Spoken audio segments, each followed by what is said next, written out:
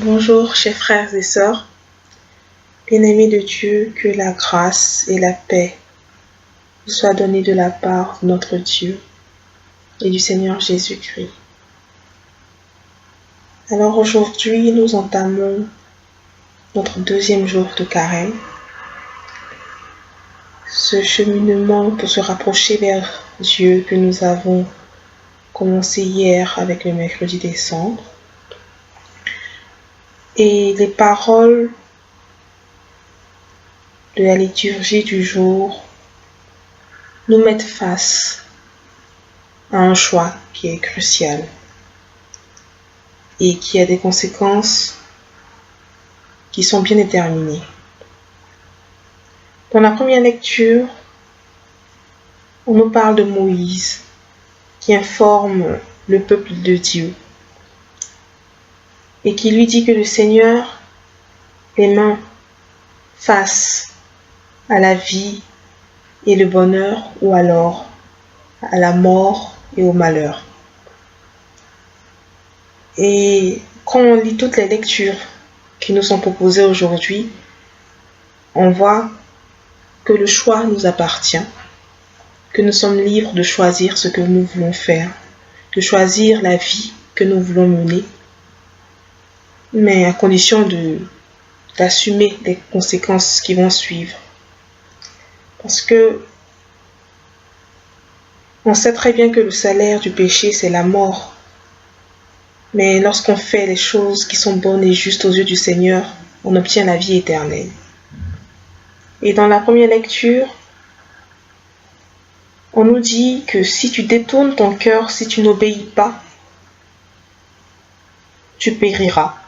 Tu ne vivras pas de longs jours.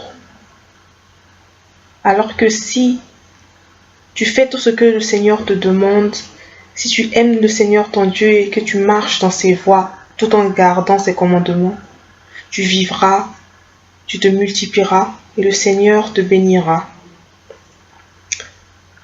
Et ce que l'on doit retenir, c'est que la grâce de Dieu est abondante.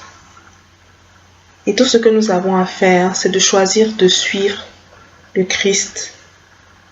Comme on le dit dans l'Évangile, de décider de suivre notre Seigneur, de porter notre croix. Et pour cela, de renoncer à nous-mêmes et de le suivre chaque jour. Renoncer à nous-mêmes, c'est-à-dire renoncer à tout ce qui fait notre quotidien et qui est loin d'honorer notre Seigneur et notre Dieu. Et je crois que c'est aussi ça l'objectif de ce temps de carême, au-delà de la pénitence, du partage et de la prière. Et il s'agit pendant ce temps-là de se rapprocher le plus du Seigneur et d'abandonner nos habitudes, tout ce que nous faisons de mal, mais que nous faisons constamment et quotidiennement. Renoncer à nos péchés, ce que nous appelons parfois les péchés mignons. Renoncer à nos attitudes telles que le mensonge. Nous mentons pour un oui, pour un non. Quelle que soit la raison, et nous trouvons cela normal, nous critiquons et cela devient comme une seconde nature. Il faut renoncer à tout ça pour pouvoir suivre le Christ et pour pouvoir avoir accès à la vie éternelle. Et en décidant, en faisant le choix de renoncer à tout ça, nous allons nous rapprocher de notre Dieu. Et donc, il faut profiter de ce temps de carême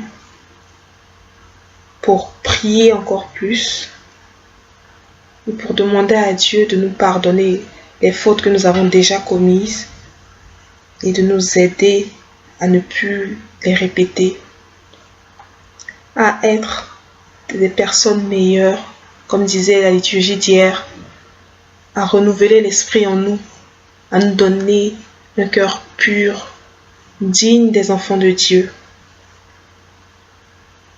et à éviter tout ce que nous faisons chaque jour. Moi personnellement, c'est juger. toujours être là à juger les autres. Et c'est difficile d'arrêter de porter un regard sur les autres, ce qu'ils font, sur leur manière de penser et tout. Mais de se tourner vers son Dieu, arrêter de se disperser en pensant aux autres et dans le mauvais sens. Parce que si tu penses aux autres dans le sens où tu veux tellement leur bien, tu ne fais que penser aux autres parce que tu veux prier pour eux, là encore ça passe. Mais perdre son temps à penser aux autres dans le sens où regarde ce que lui il fait, regarde ce que elle fait et tout. C'est du temps gâché. Et prendre ce temps-là pour prier, pour demander à Dieu de nous rapprocher de lui et de faire en sorte que nous puissions nous tenir à ce choix que nous avons fait de le suivre. Il nous a mis face à la mort et à la vie et on a fait le choix de vivre. Mais le diable n'est pas loin. Le diable est toujours là pour pouvoir nous amener à la mort plutôt qu'à la vie, pour nous tenter tous les jours, pour nous amener vers le péché. Et donc, nous devons prier sans cesse pour que le Seigneur nous vienne en aide, pour que nous soyons dignes de marcher à sa suite, pour que nous puissions vivre ce temps de carême-là pleinement, pour profiter de toutes les grâces qui vont suivre, pour ne pas se réveiller le jour de Pâques et se rendre compte que le temps de carême est passé et que ceux qui se sont rapprochés de Dieu ont bénéficié des grâces, ont reçu des bénédictions en abondance et que nous n'avons pas eu aussi parce que nous avons laissé ces 40 jours-là passer sans rien changer dans notre vie, sans rien changer dans notre comportement. Dans le psaume, on nous dit que heureux est l'homme qui n'entre pas au conseil des méchants, et qui ne suit pas le chemin des pécheurs, qui ne siège pas avec ceux qui ricanent, mais qui se plaît dans la loi du Seigneur et murmure sa loi jour et nuit.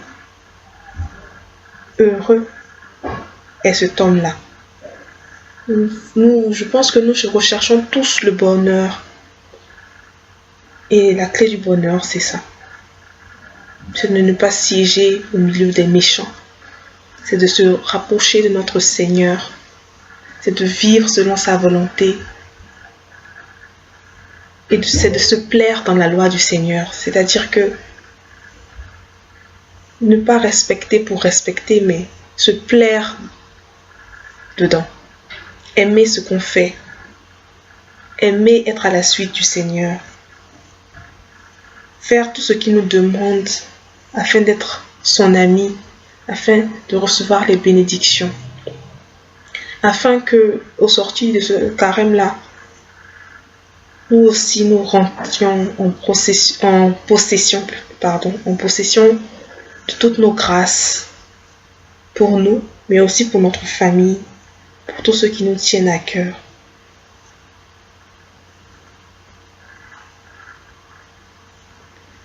Et donc, je prie le Seigneur que nous ayons la force de pouvoir vivre ce temps de carême, que nous ayons la force de demeurer en Jésus, que les paroles de notre Seigneur demeurent en nous, afin que lorsque nous demandions, nous recevions, afin que Dieu exauce toutes nos prières. Seigneur Jésus, je te confie ce moment de carême. Fais en sorte, Seigneur, que nous puissions le vivre pleinement, que nous nous éloignions de tous nos péchés, que nous éloignions du péché et des tentations du diable pour nous rapprocher le plus possible de toi, afin que nous puissions nous aussi être illuminés par ta lumière et profiter des grâces en abondance. Toi qui vis et règnes pour les siècles des siècles. Amen.